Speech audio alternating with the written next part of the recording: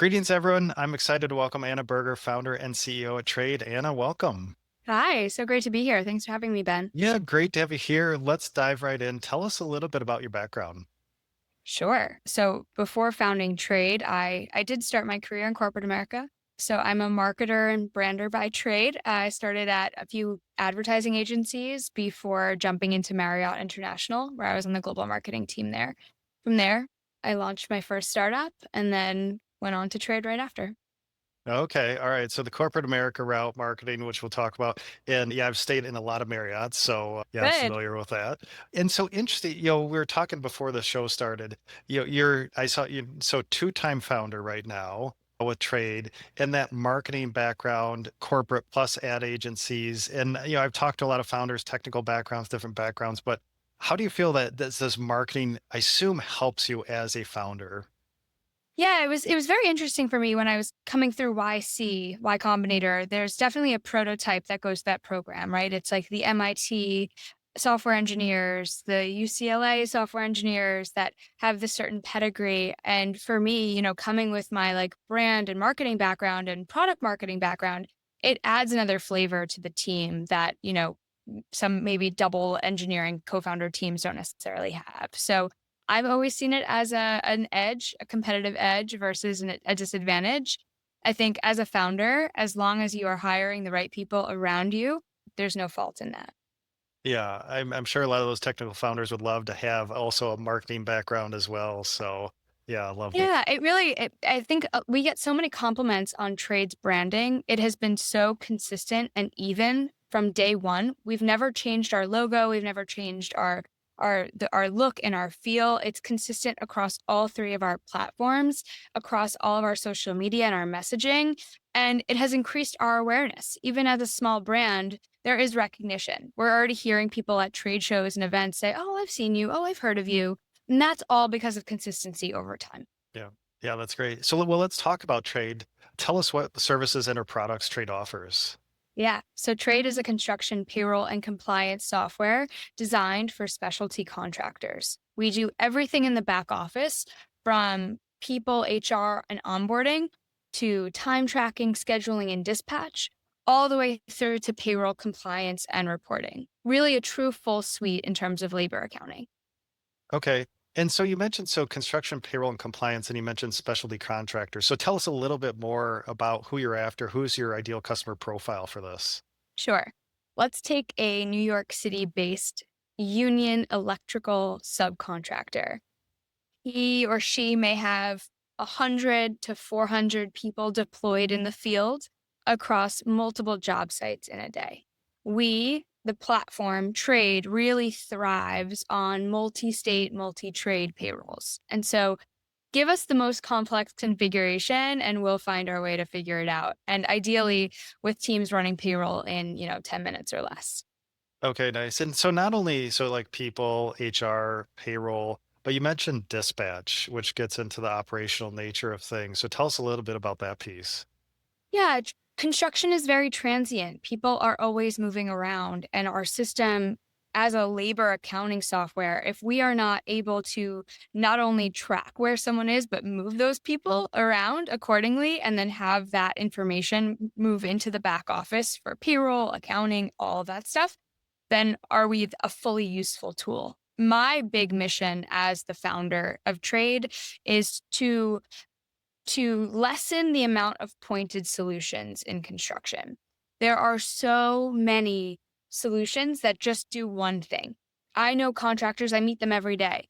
They have a solution for scheduling, a solution for clock ins, a solution for dispatch, something for payroll, something for invoicing, something for accounting, on and on and on. Mm. Next thing you know, they have this Frankenstein back office that's deeply inefficient and costing them. And so the whole mission of Trade is how can we create this comprehensive, verticalized, right, SaaS system that consolidates a bunch of these needs into one place?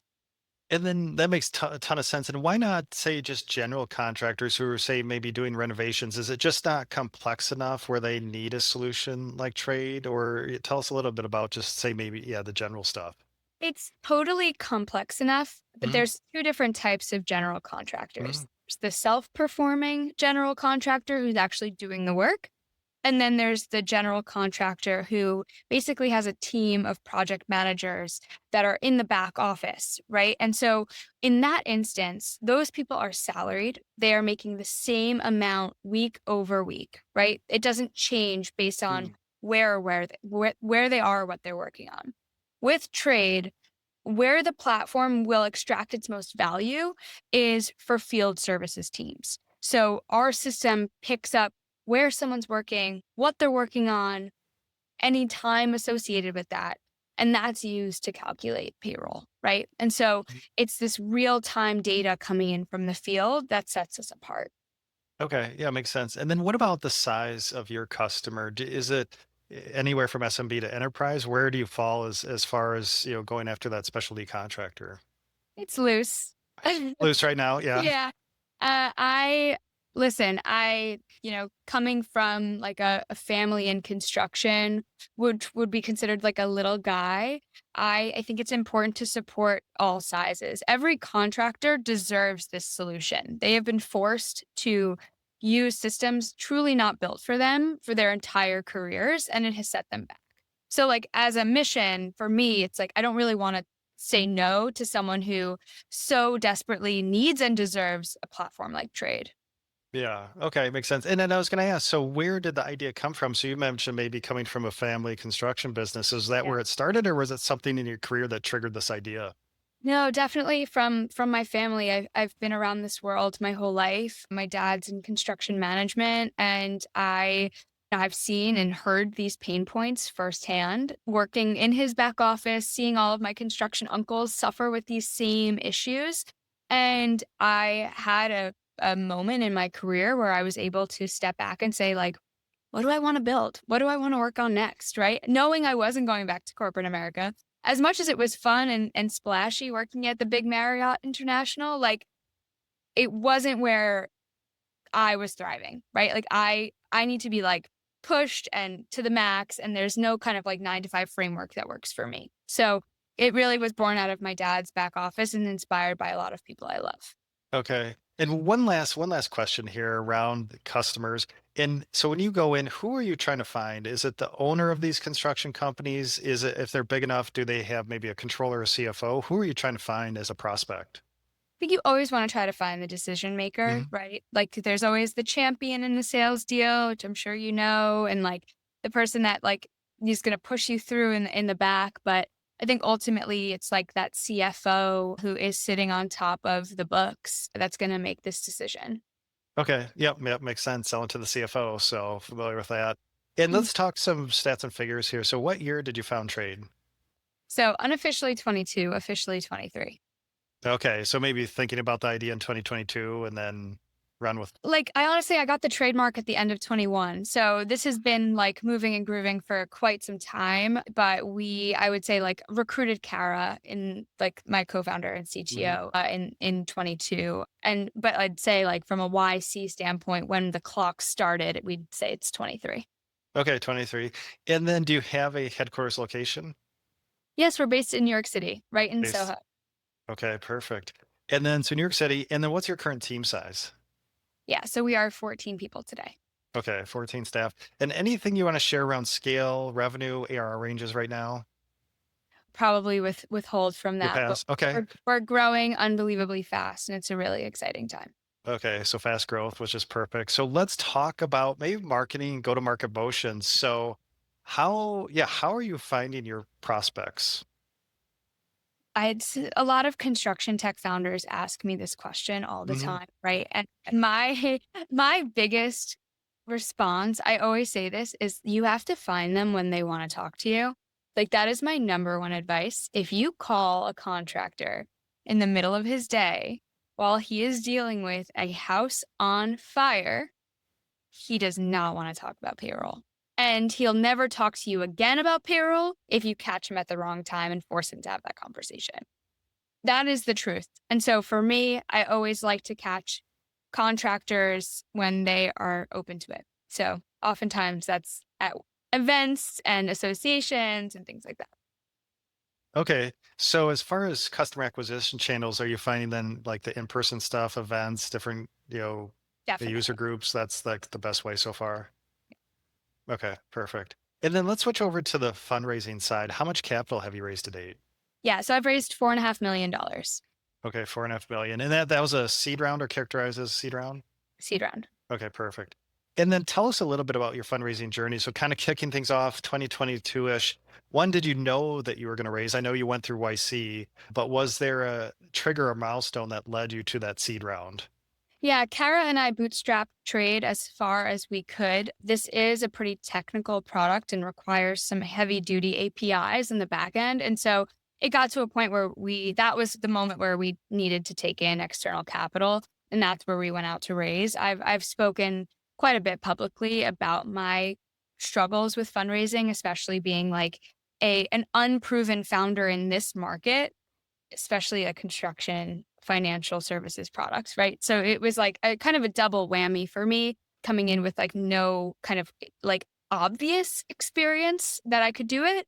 And so had a really tough time fundraising at first as I really just had a concept and I was like, trust me, right? Like I've spoken to hundreds of contractors. You have to trust me, right? And that's just not really enough, especially in this fundraising market.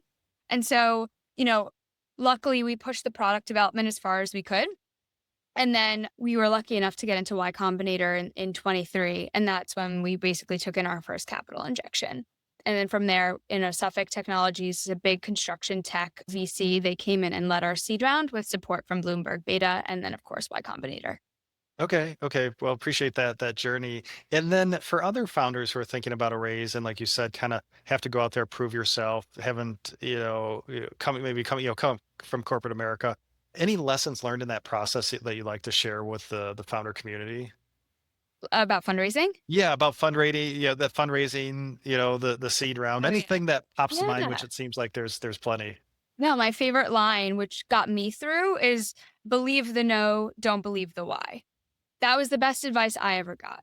People are going to say no left and right, and they mean it. They're not going to like take it back a week later. When someone passes, they're passing, but they may throw random excuses and reasons at you to just kind of get you off their plate versus telling you the real reason. And that can send a founder down a wild kind of goose chase trying to like find a way to raise without especially if the founder doesn't have complete conviction in their idea. And so ultimately, it's like do your research so that there's no question in your mind that you're building something that people need, right? That's the whole YC mantra too. Build something people want, right? Like don't just build something because you think it could be a good, billion-dollar idea. Build something people are complaining about. That's what you build. And then when you hear that enough people are complaining about it, okay, that's conviction, right? Then you go out and you raise. And then when so many people tell you no, you'll push further. And I think early on, I was like a very kind of almost to a negative, like a coachable founder where I was taking too much advice in and letting that steer me away from what I knew I needed to build. And thank goodness, like with YC's capital, I was able to like step back and be like, no, no, no, no. I want to build the platform that I want to build because I know it needs to exist, not because the market is pulling me one way or another. Yeah, I appreciate that insight because you hear about that like a coachable founder or coachable CEO, but at some point, right? And they also say, yeah, you've got to have that conviction, that belief, and that's why you're on this mission. Yeah, totally. Yeah. And I think it's important to be coachable. And I'm not saying never be coachable. I think I reach out for advice and feedback all the time. I like to surround myself with people that I think are smarter than me in other categories to like push me to think about things differently. At the end of the day, especially at the pre-seed and seed level, the investor is betting on you and like your gut instinct. Are you going to make the right instinct when shit's on fire, right? And if you're too coachable and you're too like wishy-washy based on just like a million people's unsolicited advice, that's probably not a good indicator for them. Yeah. Yeah. Makes sense. Appreciate that insight. So, and at this stage of your business for Yeah. trade, do you have a favorite number or metric that you're focused on to guide the business? There's a few Mhm. numbers that I focus on. Retention is probably the biggest number, and I'm very, very happy with where our numbers are today. And for me as like the CEO sitting at like the 50,000 foot view, right? I'm not necessarily in the day-to-day customer support channels, but I do deal with renewals and contract negotiations. And that's where I'm focusing. So like, are people staying with us? Are they growing their account year over year? That's a metric I really care about.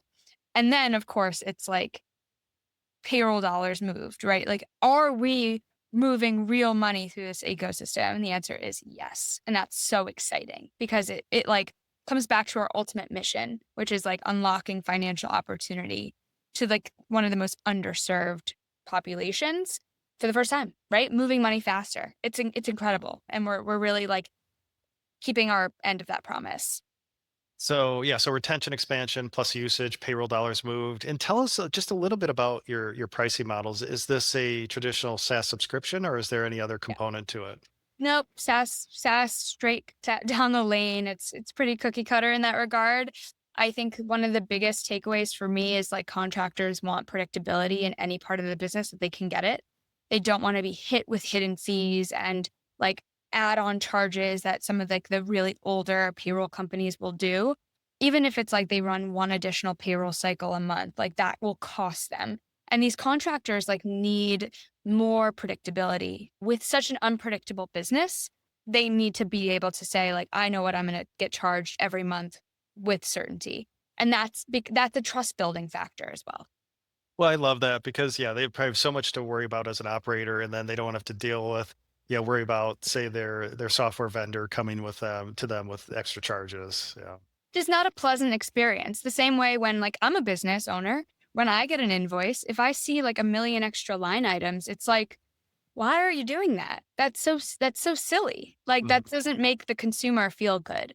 I think in every situation, it's important to dog food your own product, right? And not only like experience trade firsthand. I run my own team's payroll on trade every week so that like if there is anything wrong, I'm going to feel it first before my customers feel it. Then beyond that, it's like using other tools and systems and feeling like, how does this make me feel? Right? Like, is this a software that I want to invest further in? Is this a software I want to move away from? And learning from what other people are doing that way. Yeah, I love that. And then Anna, as we wrap up here and appreciate your sharing your experience today, what's coming up next for trade? So many exciting milestones. We're going to close out this year really, really strong and probably look to raise some more capital in 2026 and really like supercharge our growth. So we're pretty solid on team size right now. I don't know if we'll hire in the short term, but always looking for all-star candidates who are excited by the mission of what we are trying to do here. So I'd say growing, growing, growing, and just continuing to deliver to our customers the best experience possible. Well, that's great. We'll keep growing, raise some capital coming up, maybe 2026. So sounds exciting. So thanks for your time sharing your experience so far. So if listeners would like to learn more about trade, where should we send them online? Yeah, so I feel like I'm always like a talking head on LinkedIn. So you're always welcome to follow along Anna Berger on LinkedIn. And then, there's the trade channels as well, LinkedIn and Twitter. So feel free to join A- along. And just so people know, it's trade, TRAYD, and is that then .com? Yes, it's buildtrade.com. Okay, buildtrade.com. All right, perfect. Well, I'll get that in the show notes. And again, Anna, appreciate your time and sharing your experience today. A pleasure. Thanks so much.